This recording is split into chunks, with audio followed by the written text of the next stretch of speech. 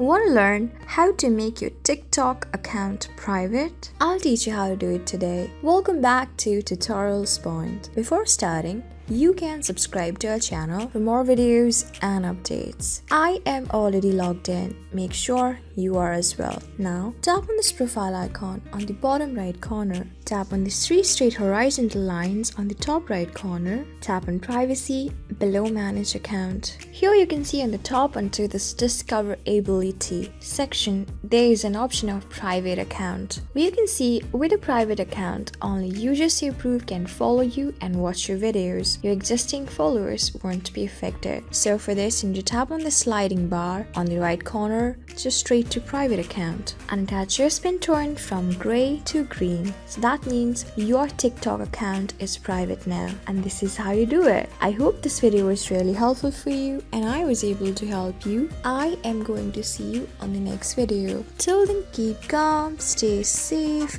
and goodbye.